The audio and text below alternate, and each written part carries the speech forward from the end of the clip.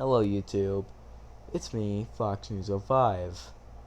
I just want to give a quick shout out to Furry ASMR, Expert Fort, and, well, that's really the only two YouTubers I think. Anyway, roll the videos. So what exactly was the Korean War? If I ask yourself, what was the Korean War? Was it just Korea fighting each other because they had two different leaders and whatnot? Well, although you would be correct, maybe on a test from your school, but there's some things that you would miss. Korea did not go to war because they had their differences, or not just because of that, but they went to war because of communists and the US also entering to help Korea fight. As days went on, the Korean War started in 1949. In the early 50s, U.S. troops were sent in on landing crafts to take out key positions that the communist Korean soldiers were defending. These defensive points were known as deadly, as U.S. soldiers climbed the ladders up onto the docks. Their bodies were blown back into the boats, and then more would climb out and continue firing. But ask yourself, how did we get to this? How did U.S. soldiers, somehow, even though taking a couple casualties, was still able to take out, along the side with their Korean allies, take out a massive communist section of Korea? Well, the two Korean prime ministers did not get along with each other. One went communist in the terrible ways of forcing people to enjoy what they wanted, stripping away people's freedom and their guns and their rights, stripping away everything that they ever loved or owned.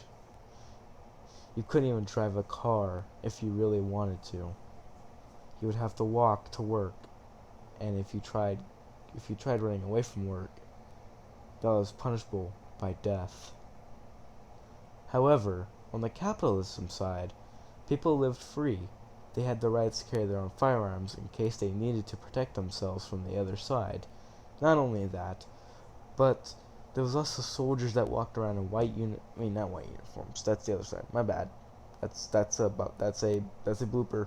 That's a blooper right there. Anyway, Korean soldiers would walk around with rifles, but they were fairly nice to children and mainly teenagers. But the adults, they would try to tell the adults to keep supervision on their kids, so their kids do not cross the boundaries between two countries and end up in a dark state of terrifying communism. Days went on, and as the U.S. began eyeballing its northern neighbors, having communism in Korea was a terrible, terrible thought, and it was something that the U.S. could not lose. As China, Korea, Russia, and a couple other countries made agreements on the KLBJ agreement, the U.S. was in shock as even Cuba turned on them. But the U.S. wasn't alone in fighting this, as Canada, Australia, Britain, and from what I believe, NATO countries began to send out aid, troops, and help and support to try to defend out the Korean War. But unfortunately, only one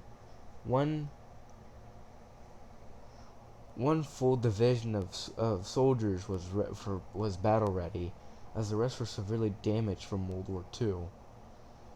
This small division, which was the Airborne Division, did not have it so lucky, as the first time heading into Korea, they did not know how to speak Korean language, nor did they also have many planes that they could transport in.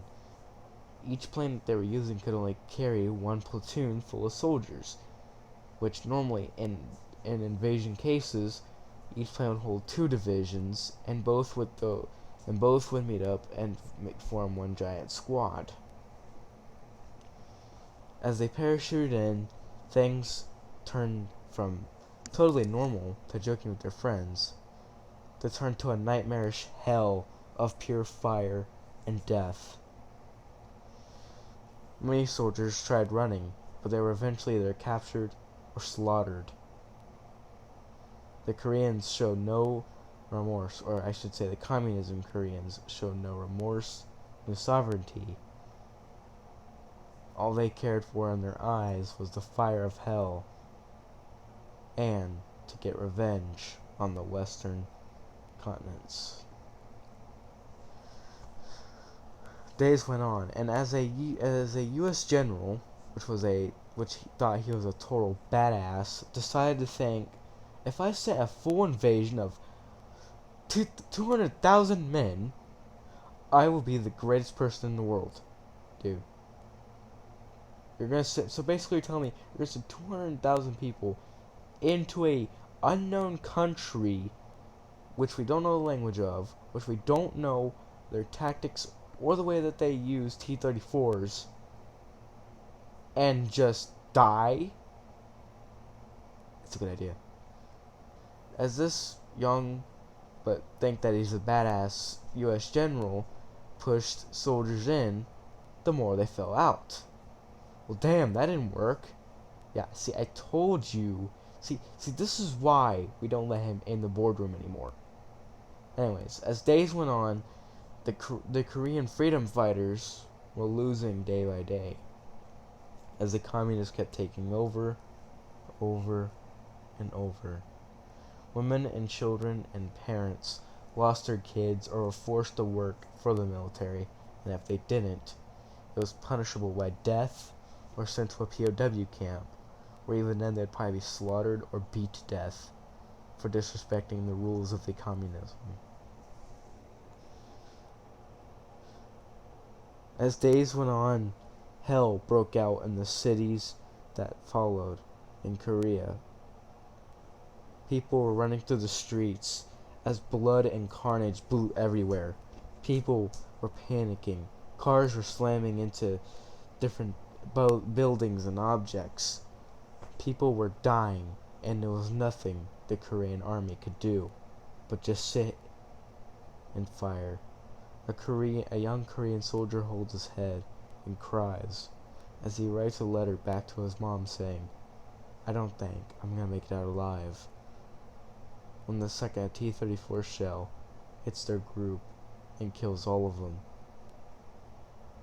But this young soldier was somehow still awake, but he was able to witness as the communist soldiers slowly murdered every soldier around him that survived the tank shell.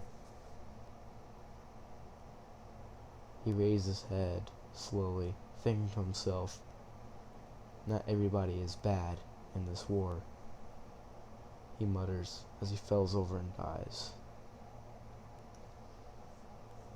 Soldiers charge, and each day by day, people grow hungry, they grow tired, they grow sad, then eventually start taking their own lives, realizing that what's the point of living if you're gonna have all your freedom and your rights stripped away from you forever. But not all hope was lost. Yeah, remember that badass general we were talking about earlier? Well, actually, he sent in a second naval invasion and liberated half of Korea in just one damn day. Cities after cities that the communists held fell, and urban warfare became a deadliest, treacherous thing for the communism Koreans. And sometimes even the civilians were even helping out by throwing rocks or even firing handheld rifles that they bought at the communist Koreans. And not long after, China began to get worried, as they thought the United States would keep going and eventually liberate China. But something happened where they stopped. When the other Korean ruthless dictator said, hey, whoa, Whoa. How about to avoid a total nuclear war?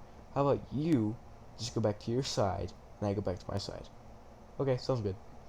So, then they've been at a stalemate for about 200, nearly 200 years now.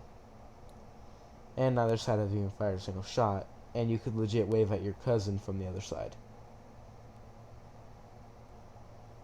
But why didn't they keep going? Well, the United States was panicking about the nuclear war and having nuclear bombs in Korea. I mean, not Korea. Well, yeah, having nuclear bombs in Korea and Cuba at the same time with both missiles launching. America was doomed. But why did the Korean leader suddenly tell the US to just back off and they'll be fine? Well, the reason why he did that was because he was afraid, in his mind, that the Americans would keep going, eventually liberate China, and then use China's men to take over Russia, and eventually the KLBJ would fall. Or if I think I'm saying that correctly. But again, we cannot prove this theory as many times as we try to study it, because we still don't know why the US tried to push forward.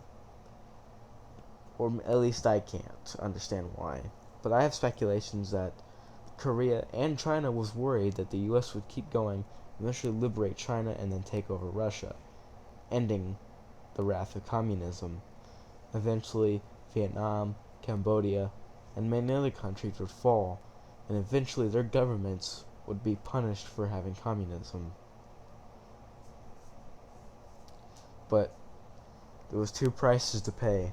If we didn't keep going, more countries would have communism, and more people would die. But if we kept going, nuclear war, an all-out total annihilation of humankind itself. Well, that's the Cold War explained for you. I hope you enjoyed, and I hope you understand that the United States and the Koreans do get along very well now. So none of this Cold War stuff is still going on. Well, maybe. We never know. Well, folks, actually, just real quick before I go, just a quick shout out to Frey ASMR, Expert Fort, and that's just really it because I cannot think of anything else. So yeah, make sure you go check out their channels, go subscribe, go like their videos, and please, please, please, if you do a big favor for me, just like this video only once. One tap of that, one click, and I'll be happy. Goodbye.